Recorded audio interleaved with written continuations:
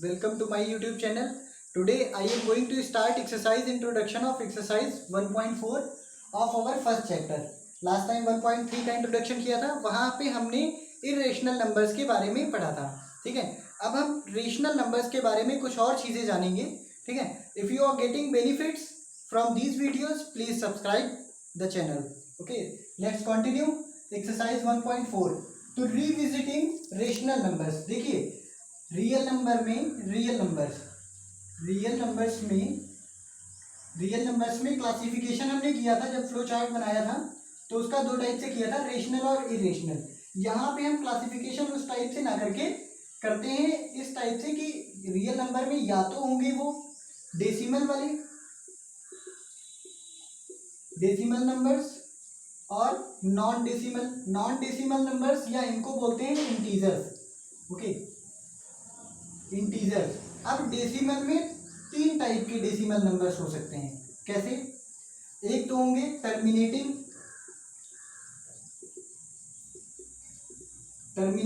Decimals.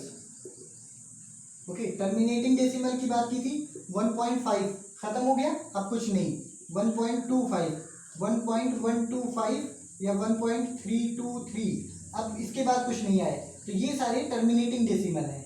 और non terminating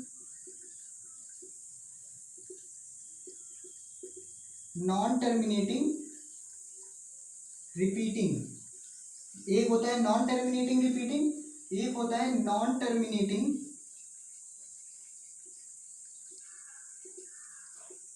non repeating.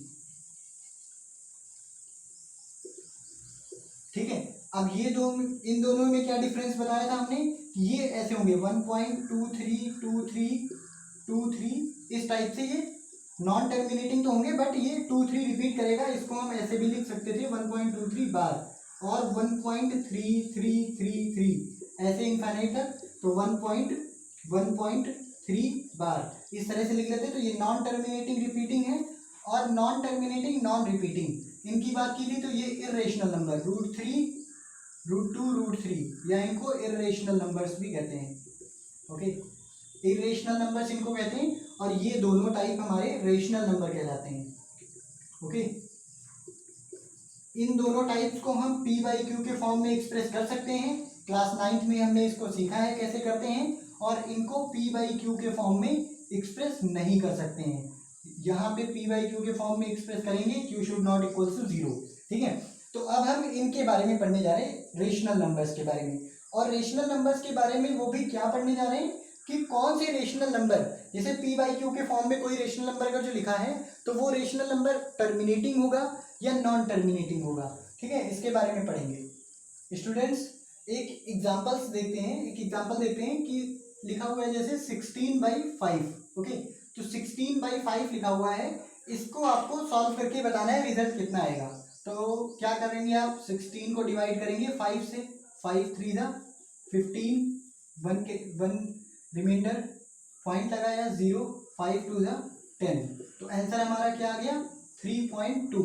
लेकिन अब ये तो आपने डिवाइड करके बता दिया. ठीक है, डिवाइड करके बता दिया, लेकिन अगर जो आपसे कहा जाए कि विदाउट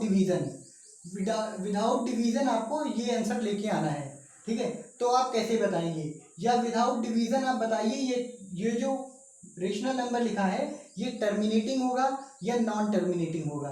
ठीक है, 16/5 जैसे अभी करें 1/5, तो क्या ये रिजल्ट आएगा 1/20, ये रिजल्ट क्या आएगा. ठीक है, तो इन सब के बारे में डिस्कस करना है हमें कि ये कब टर्मिनेटिंग डेसिमल होंगे, कब नॉन टर्मिनेटिंग डेसिमल होंगे.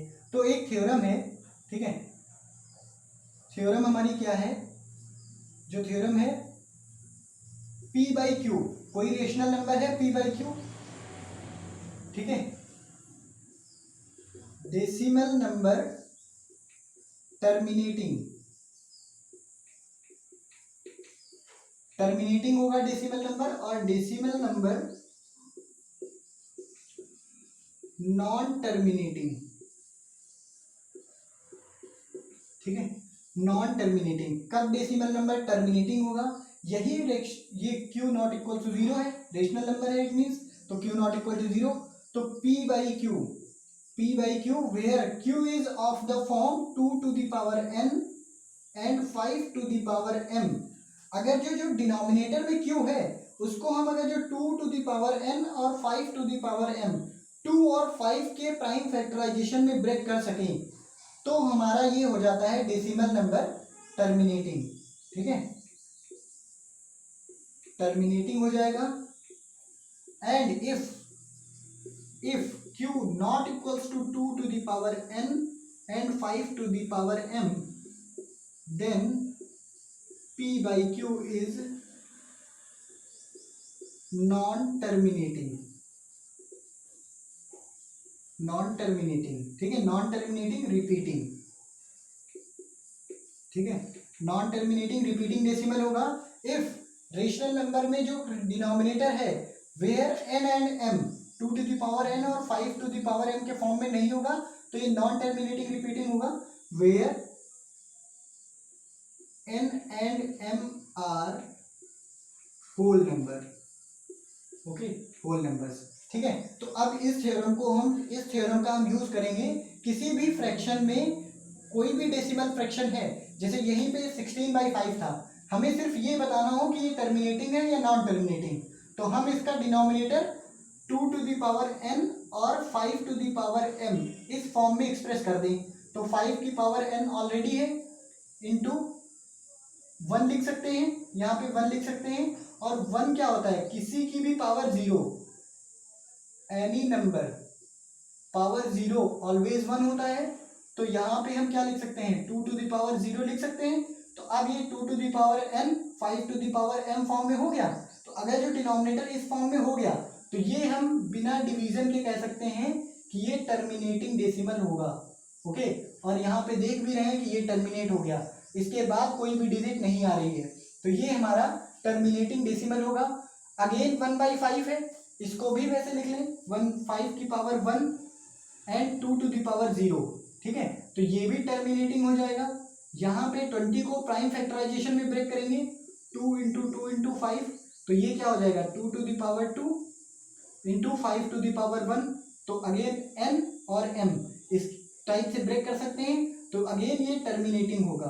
ठीक है, देखिए 2 to the power n और 5 to the power m सिर्फ इतना ही डिनोमिनेटर में आना चाहिए। अगर जो इसके अलावा कुछ होगा या एक्सेप्ट दैट होगा कुछ, तो फिर वो टर्मिनेटिंग नहीं डेसिमल होगा, फिर वो नॉन टर्मिनेटिंग रिपीटिंग डेसिमल हो जाएगा। ओके, कुछ एग्जांपल देखते हैं।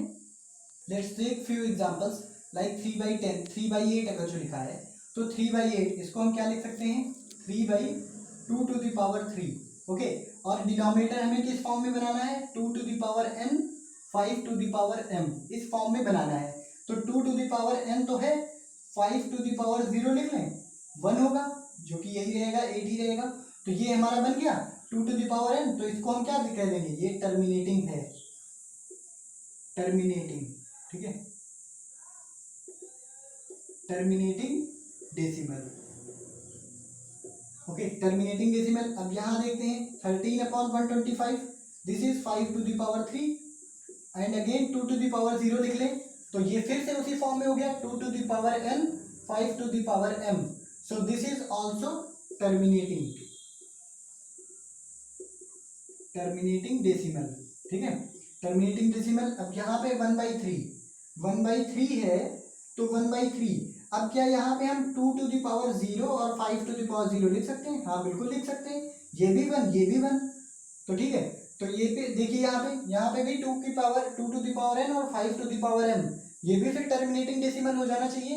ठीक है, लेकिन अगर जो हम डिवाइड करें 3 को 1, ठीक है, तो पॉइंट लगाएं 0, 3 3 9, अगेन पॉइंट 0, 3 3 9।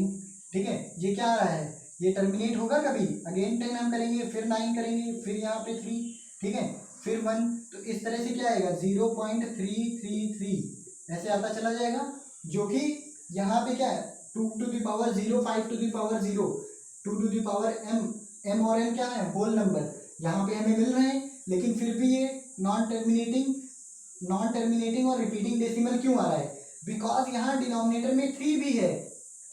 प्रॉब्लम ये कर रहा है जो कि नहीं होना चाहिए, एक्सेप्ट दैट कुछ भी नहीं होना चाहिए।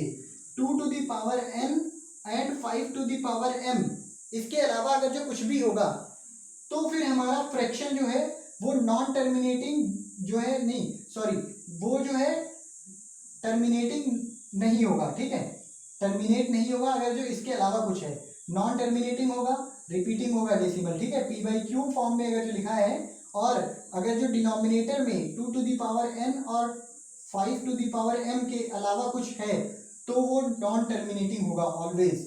यही इसी पे डिपेंड्स हैं हमारे जो 1.4 है, उसमें सारे क्वेश्चन इसी पे डिपेंड है, ठीक है। इस तरह से आप 1.4 एक्सरसाइज सॉल्व करेंगे।